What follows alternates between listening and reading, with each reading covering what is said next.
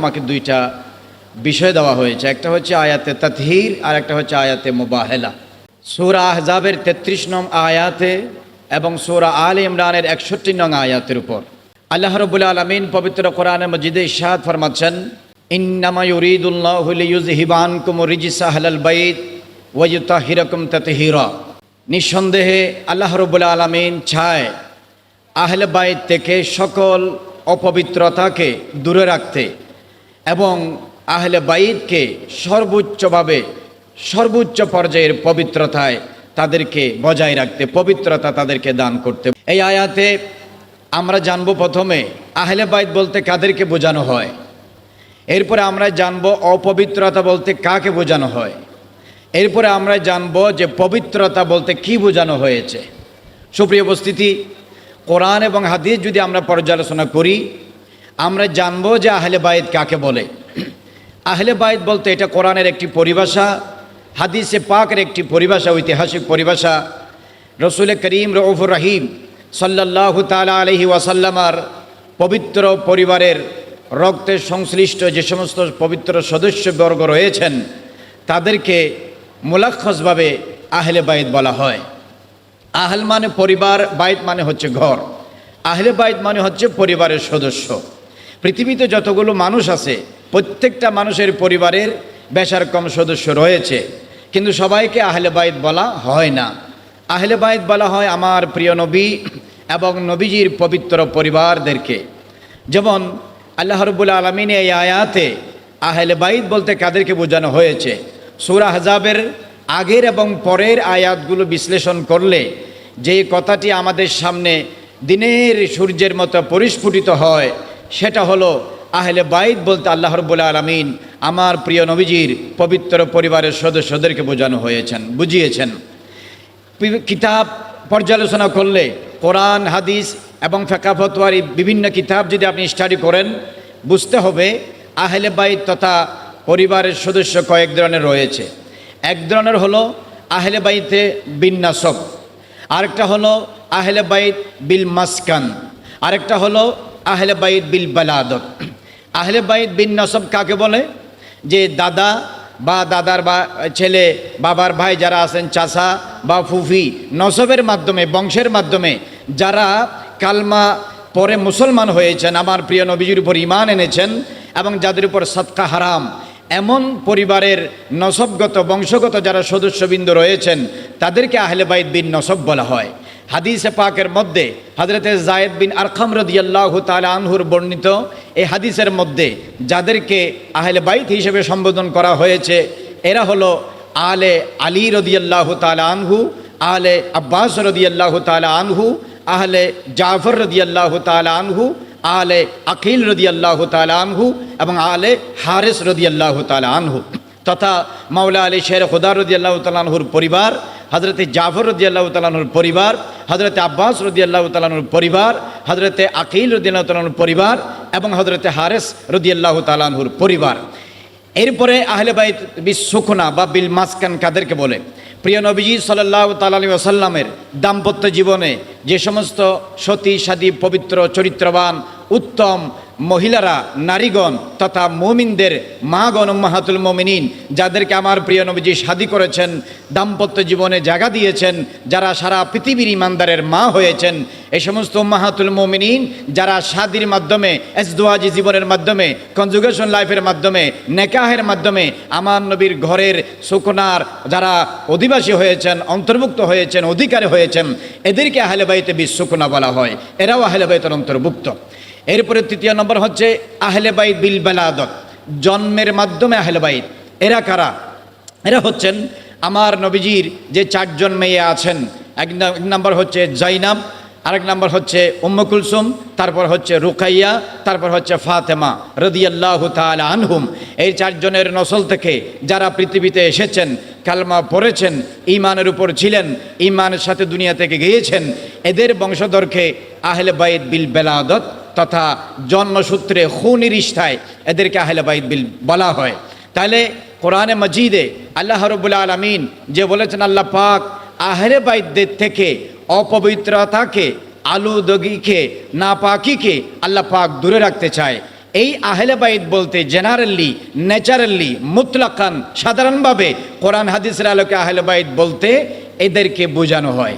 কিন্তু এই আয়াতের আঙ্গিকে মাতাহাতে রহমতুল্লিল আলমিন, শফিউল মুজনবিন, সৈয়দুল মুরসালিন, ইমামুল আব্বলিন ওয়াল আখিরিন, তাজদার মদিনা, রাহত সুরুর কলব ওয়াসিনা, হুজুর পুরনূর, শাফিঈ ইয়াউমিন নুশুর, সাকিয়ে কাউসার, শাফিয়ে মাহশর, अव्वलु मा खलक, साहिब लौलाक, सय्याह अफलाक, नूर मुजस्सम, शफ़ी मुअज़्ज़म, सैयद बुल्द बनी आदम, साहिब मकाम महमूद, साहिब मकाम मशहूद, साहिब गुम्बद खदरा, कब्रे हसरे मीज़ाने फुलसिरातेर गोड़ाय आमादेर मतो नालायक गुनेगार बदकार सियाकार नाखानदार नाचिज गुनेगार उम्मतदेरके शाफातेर कांडारी नबी रहमतुल्लिल आलामीन हादिसेर माध्यमे এই আয়াতের ব্যাখ্যায় আহলে বাইত বলতে যাদের নাম উচ্চারণ করেছেন এরা হচ্ছেন আসাদুল্লাহিল গালিব, ইমামুল মাশারিক ওয়াল মাগারিব, হাল্লালুল মুশকিলাত ওয়ান নওয়াইব, দাফাউল বালাই ওয়াল মাসাইব, আখির রসুল, জওজিল বতুল, হায়দার কাররার, বাবে মদিনাতে উলুমুর রসুল, মাওলা আলী শের খুদা রাদিয়াল্লাহু তাআলা আনহু, সাইয়্যিদাতুন নিসাইল আলামিন, সাইয়্যিদাতুন নিসাই আহলিল জান্নাহ, খাতুনে জান্নাত ফাতেমাতুজ জাহরা রাদিয়াল্লাহু তাআলা আনহা, ইমাম আলী মাকাম, ইমাম হাসান মুজতবা রাদিয়াল্লাহু তাআলা আনহু, কারবালার দুলহা, লখত জিগর রসুল, নূর নজর ফাতেমা, জিগর গুশাই রসুল, হযরতে মাওলা আলী শের খুদা কাররামাল্লাহু ওয়াজহুল করিমের ছোট ছেলে হযরতে ইমাম হুসাইন রাদিয়াল্লাহু তাআলা আনহু তথা রসুল খুদা সাল্লাল্লাহু তাআলা ইসলামের পরে হযরতে মাওলা আলী শের খুদা, ফাতেমাতুজ জাহরা, ইমাম হাসান, ইমাম হুসাইন রাদিয়াল্লাহু তাআলা আনহুম এদেরকে খাসভাবে আহলে বাইত বলা হয়। বড় করে বলুন সুবহানাল্লাহ। এখন আসেন এই আহলে বাইত কিতাব পর্যালোচনা করলে আহলে বাইতের ব্যাপারে চারটি কৌল পাওয়া যায়। এক নাম্বার, আহলে বাইত বলতে কাদেরকে বোঝানো হয়? এখানে আহলে বাইত নিয়ে শিয়া এবং সুন্নিদের মধ্যে, রাফিজি এবং আহলে সুন্নাত ওয়াল জামাতের মধ্যে মতাদর্শের দিক দিয়ে, আপনার আকীদার দিক দিয়ে, ব্যাখ্যার দিক দিয়ে অনেক পার্থক্য রয়েছে। আহলে বাইত বলতে আহলে সুন্নাত ওয়াল জামাত ছাড়া বাকি যত দল আছে তারা বলে যে না, আহলে বাইত শুধু মাওলা আলী শের খুদা, ফাতেমাতুজ জাহরা, ইমাম হাসান, ইমাম হুসাইন রাদিয়াল্লাহু তাআলা আনহুম। তবে আহলে সুন্নাত ওয়াল জামাতের মত হলো আহলে বাইতের মধ্যে এই চারজন তো আছেন, আমার নবীর আজওয়াজে মুতাহারাত রয়েছেন, আমার নবীর চারজন কন্যা এবং ওনার সন্তানেরাও অন্তর্ভুক্ত রয়েছেন, এবং আমার নবীর যে চাচাগণের নাম আমি উল্লেখ করেছি এরাও হাদিস মোতাবেক আহলে বাইতের অন্তর্ভুক্ত রয়েছেন। প্রথমত কথা হচ্ছে, কেউ কেউ বলেছেন আহলে বাইত হচ্ছে শুধুমাত্র আজওয়াজে মুতাহারাত। এরা সূরা আহজাবের 33 নং আয়াতের আগে এবং পরে পর্যালোচনা করলে যে ওয়াকারনা, এখানে মুয়ান্নাসের তথা স্ত্রীলিঙ্গের কথা বলা হয়েছে, ওয়ালা তাবাররুজনা স্ত্রীদেরকে সম্বোধন করা হয়েছে, ওয়া আকিমনা স্ত্রীদেরকে সম্বোধন করা হয়েছে, ওয়া আতিনা স্ত্রীদেরকে সম্বোধন করা হয়েছে, ওয়া আতিনা আল্লাহ ওয়া রাসূলা স্ত্রীদেরকে সম্বোধন করা হয়েছে, ওয়াজকুরনা মা ইউতলা ফি বুয়ুতিকুন্না স্ত্রীদেরকে সম্বোধন করা হয়েছে। আগে পিছে কোরআনের পূর্বাপর আয়াতের সিয়াক ও সবক ইঙ্গিত দেখে তারা বলছেন যে না, আহলে বাইত হচ্ছে আজওয়াজ মুতাহারাত। কিন্তু কোরআনে মাজিদে আল্লাহ রাব্বুল আলামিন ইন্নামা ইউরিদুল্লাহু লিইউযহিবা আনকুমুর রিজসা আহলাল বাইত, আনকুম বলে ওয়ায়ুতাহিরাকুমের মধ্যে কুম বলে আল্লাহ পাক বুঝিয়েছেন, যেটা ইমাম ফখরুদ্দিন রাজি তাফসিরে কবিরের মধ্যে বলেছেন, আল্লামা ইমাম কুরতুবী আল জামিল আহকামিল কোরআনের মধ্যে বলেছেন, ইবনে জারির আত-তাবরি তাফসিরে তাবরির মধ্যে বলেছেন, ইমাম ওয়াহিদি কিতাব আসবাবুন নুজুলের মধ্যে বলেছেন, আর অনেক কিতাবের মধ্যে রয়েছে। বিশেষ করে আল্লামা ইবনে হাজার হাইতামি আস-সাওয়াইকুল মুহরিকার মধ্যে বলেছেন যে আল্লাহ রাব্বুল আলামিন এই যে কুম বলে, যে আনকুম এবং ইউতাহিরাকুমের মধ্যে নারীরা তথা আমার নবীর স্ত্রীগণ আহলে বাইতের মধ্যে যেভাবে অন্তর্ভুক্ত, নবীর পরিবারের পুরুষ সদস্যগণ এরাও আহলে বাইতের মধ্যে অন্তর্ভুক্ত ছিল এবং অন্তর্ভুক্ত আছে। সুতরাং এখানে পার্থক্য করার কোনো সুযোগ নাই। আপনি যদি বলেন, যারা অন্য মসলকের আছে তারা বলেন যে কুম এটা পুল্লিঙ্গ তথা এটা আপনার পুরুষদের দিকে ইঙ্গিত করে বলার কারণে এখানে অন্য কেউ এখানে অন্তর্ভুক্ত নাই, এটা তাদের ব্যাখ্যা। কিন্তু আপনি দেখবেন হযরত ইব্রাহিম আলাইহিস সালামের স্ত্রীর ব্যাপারে আল্লাহ রাব্বুল আলামিন কোরআন শরীফে বলেছেন, আতা জাবিনা মিন আমরিল্লাহি রাহমাতুল্লাহি ওয়া বারাকাতুহু আলাইকুম আহলুল বাইত। এখানে আল্লাহ রাব্বুল আলামিন আহলে বাইত বলতে হযরতে ইব্রাহিম আলাইহিস সালামের স্ত্রী সারাকে বুঝিয়েছেন। আপনাকে যদি জিজ্ঞেস করা হয় আহলে বাইত বলতে কাকে বোঝায়, আপনি একদম স্পষ্টভাবে উত্তর দিবেন, আমার নবীর সমস্ত স্ত্রীগণ তথা মুমিনদের মাকে কোরআন এবং হাদিসের আলোকে তারা আহলে বাইতের অন্তর্ভুক্ত। আলে জাফর, আলে আলী এবং আলে আকিল, আলে আব্বাস, আলে হারেস রাদিয়াল্লাহু তাআলা আনহুম, এরাও আহলে বাইতের অন্তর্ভুক্ত। আমার নবীর কন্যা এবং তাদের সন্তানগণ এরাও আহলে বাইতের অন্তর্ভুক্ত।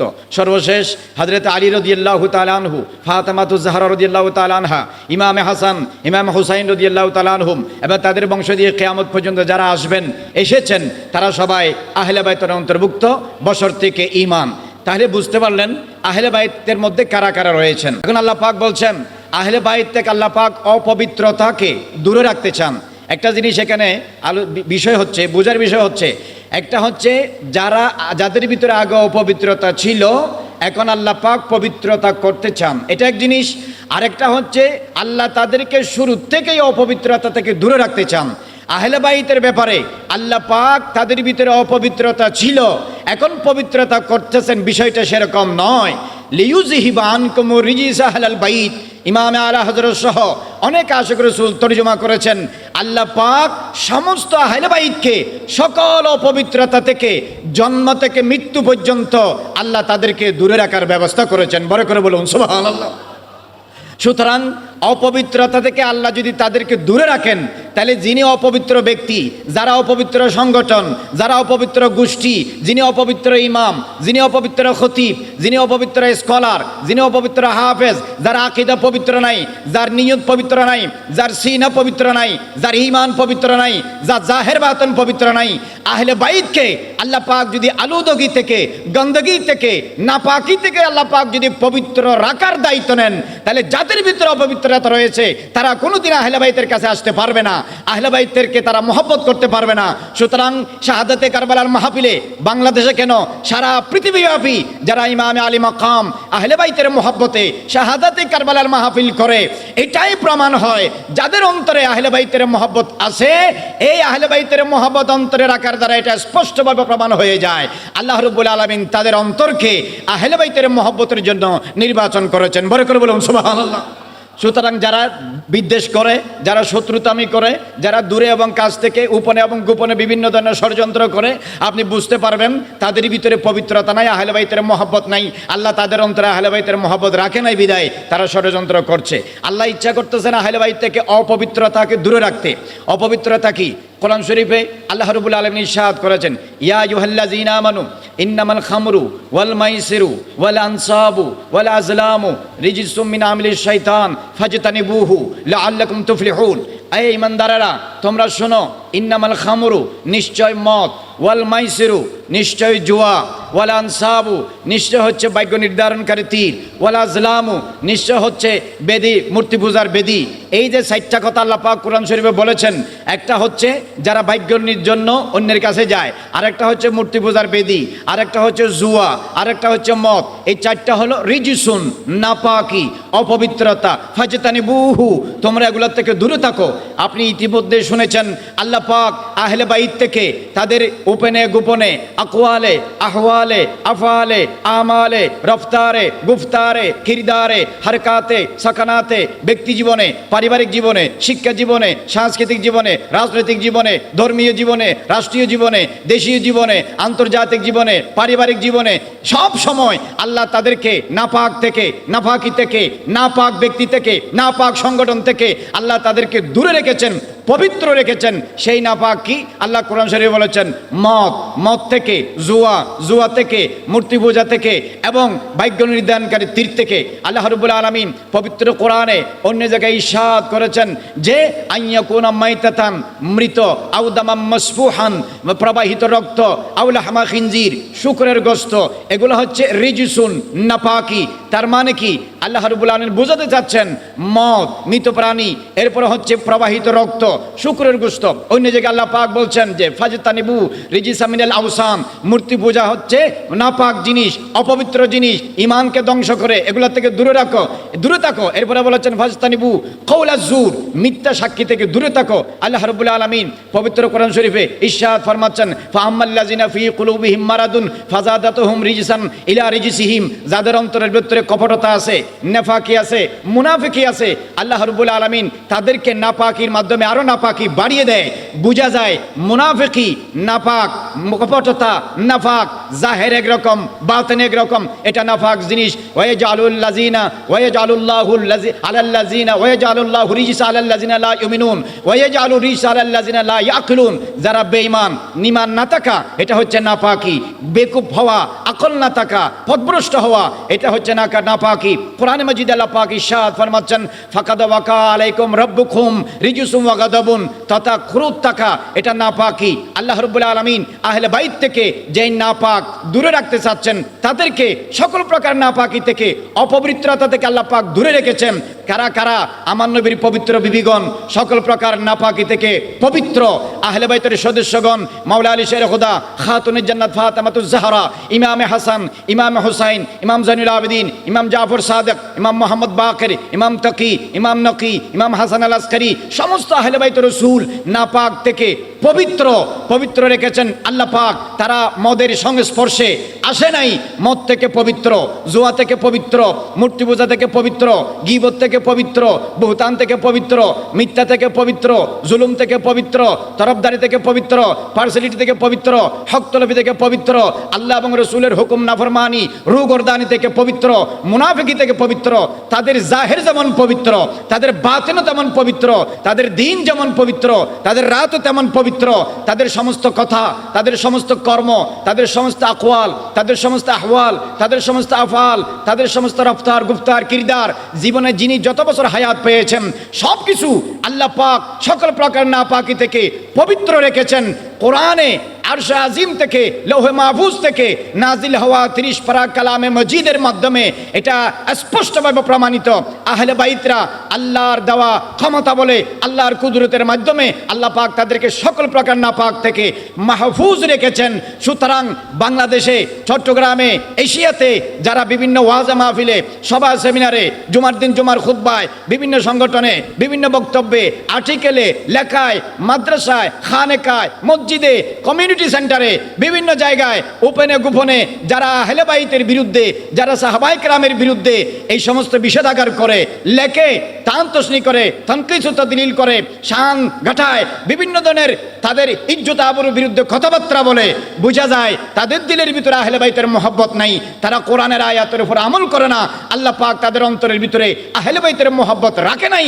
আল্লাহ যাদেরকে পবিত্র রাখার দায়িত্ব নিয়েছেন, পৃথিবীর কোনো মানুষ কিয়ামত পর্যন্ত চেষ্টা করলেও তাদের গায়ে, তাদের কাপড়ে, তাদের চরিত্রে বিন্দু মাত্র অপবিত্রতার দাগ লাগানোর কোনো সুযোগ নাই। কথা বলেন ঠিক কিনা? এই দায়িত্ব আল্লাহ পাক নিজে নিয়েছেন। সুতরাং বাংলাদেশে যারা আহলে বাইতের বিরুদ্ধে কথা বলে, আহলে বাইতের বিরুদ্ধে ওয়াজ করে, আহলে বাইতের শান সম্মানকে কমায়, আহলে বাইতের বিরুদ্ধে যারা প্রপাগান্ডা ছড়ায়, আপনি বুঝতে হবেন তারা কোরআন থেকে অনেক দূরে, হাদিসে পাক থেকে অনেক দূরে। আল্লাহ রাব্বুল আলামিন আহলে বাইতকে পাক পবিত্র রেখেছেন। ওয়ায়ুতাহিরাকুম তাতহীরা, এটা হচ্ছে মফুলে মুতলাক। তাতহীরার মধ্যে আল্লাহ রাব্বুল আলামিন যে তানবিন দিয়েছেন, এটা হচ্ছে তানবিনে তাযীম। সর্বোচ্চ পবিত্রতা আল্লাহ পাক তাদেরকে দান করেছেন। কেননা পবিত্রতা রাখার দায়িত্ব যখন আল্লাহর হাতে, পৃথিবীর কোনো সংগঠন, কোনো ব্যক্তি, কোনো দল, কোনো গোষ্ঠী, কোনো জামাত আহলে বাইতকে কিঞ্চিত পরিমাণ অপবিত্র করার কোনো সুযোগ নাই। সুতরাং যারা আহলে বাইতকে মহব্বত করবে, আহলে বাইতের মহব্বতের মাধ্যমে অন্তর উজালা হয়, আহলে বাইতের মহব্বতের মাধ্যমে হৃদয় প্রশান্তি হয়, আহলে বাইতের মহব্বতের মাধ্যমে চেহারা নূর হয়, আহলে বাইতের মহব্বতের মাধ্যমে রিজিকে বরকত হয়, আহলে বাইতের মহব্বতের মাধ্যমে জান্নাত লাভ পাওয়া যায়, আহলে বাইতের মহব্বতের মাধ্যমে সাকরাতের বিছানায় শান্তি পাওয়া যায়, আহলে বাইতের মহব্বতের মাধ্যমে ঈমান নিয়ে দুনিয়া থেকে যাওয়ার সৌভাগ্য নসিব হয়। এই জন্য আল্লাহ রাব্বুল আলামিন বলেছেন, ইউরিদুল্লাহু লিইউযহিবা আনকুমুর রিজিসা আহলাল বাইত ওয়া ইউতাহিরাকুম তাতহীরা। সর্বোচ্চ পর্যায়ে আল্লাহ পাক আহলে বাইতকে পবিত্রতা দুনিয়াতে দান করেছেন। সুতরাং কোরআন এবং হাদিসের মাধ্যমে সাব্যস্ত যত আহলে বাইত রয়েছেন, তথা আমার নবীর পবিত্র বিবিগণ এবং যারা আহলে বাইতের মধ্যে অন্তর্ভুক্ত, তারা সবাই এই আয়াতের মেজদাক কোরআনের মাধ্যমে।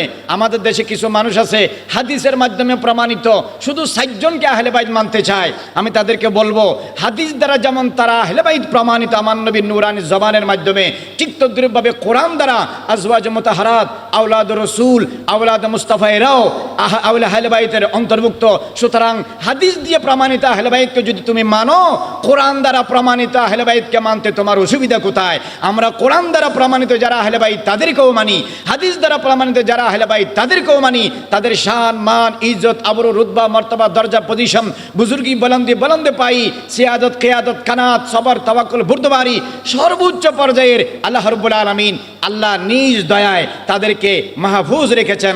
এখানে তারা তাতহীরের আয়াত তেলাওয়াত করে চাঁদের তাতহীরের দ্বারা আহলে বাইতের এই 4 জন সদস্য এবং তৎপরবর্তী যারা আহলে বাইত অন্তর্ভুক্ত তাদেরকে তারা মাসুম বলতে চায়। মনে রাখতে হবে মাসুম হচ্ছে একমাত্র নবীগণ, নবীরা বাদে বাকি যারা রয়েছেন তারা গুনাহ করার ইমকান থাকলেও কিন্তু আল্লাহ রাব্বুল আলামিন তাদেরকে হেফাজত করেন সর্বোচ্চ কুদরতের গড়ে আপনার হেসারের মাধ্যমে তারা মাহফুজ থাকেন। সুতরাং মাসুমিয়ত এটা নবীদের শান, এটা আল্লাহর ওলিদের নয়। আহলে বাইত যারা আছেন আল্লাহ পাক তাদেরকে হেফাজত করেন, তাদের মর্যাদা অনেক ঊর্ধ্বে। সেই জন্য এই আয়াতের মাধ্যমে আহলে বাইত বলতে যাদেরকে বোঝানো হয়েছে তাদেরকে আমরা মহব্বত করব, তাদেরকে আমরা ভালোবাসবো, তাদেরকে ভালোবাসা মহব্বত করা হচ্ছে ইমানদারের ইমানের লক্ষণ। এই জন্য আল্লাহ রাব্বুল আলামিন পবিত্র কোরআনে আরও অনেক জায়গায় আহলে বাইতের শান সম্পর্কে বা আয়াতের তাতহীরকে ইশারা করে আল্লাহ রাব্বুল আলামিন বিভিন্ন আয়াত নাজিল করেছেন। সেই জন্য আমরা যারা আহলে সুন্নাত ওয়াল জামাত আছি, আমাদের ছেলেরা যারা স্কুলে কলেজে মাদ্রাসা ইউনিভার্সিটিতে বিশ্ববিদ্যালয় বাংলাদেশের বাইরে বিভিন্ন জায়গায় লেখাপড়া করে, মার্কেট থেকে বিভিন্ন পুস্তিকা রেসালা ছোট বড় বই বিভিন্ন ঘরানার প্রকাশিত বিভিন্ন মাকতাব থেকে আপনার প্রকাশিত বই পড়ে তারা নিজেদেরকে বোঝাতে চায় যে তারা না এটাই এভাবে এটা এভাবে। আপনাকে বুঝতে হবে যত ফেরকা আছে যত দল আছে সবগুলোর মধ্যে সঠিক মতবাদ আহলে সুন্নাত ওয়াল জামাত। সেই আহলে সুন্নাত ওয়াল জামাত দ্বারা প্রতিষ্ঠিত আহলে বাইত সম্পূর্ণভাবে আল্লাহর দেওয়া ঘোষিত কোরআনের এই আয়াতের মাধ্যমে সকল নাপাকি গন্দগি আলুদগি থেকে আল্লাহ পাক তাদেরকে পাক পবিত্র রেখেছেন। সেই আকিদায় আহলে সুন্নাত ওয়াল জামাত সেটা মানতে হবে। এখান থেকে বেরিয়ে যাওয়ার এনহেরাফ করার কোনো সুযোগ আহলে সুন্নাত ওয়াল জামাতের বাইরে যাওয়ার সুযোগ নাই।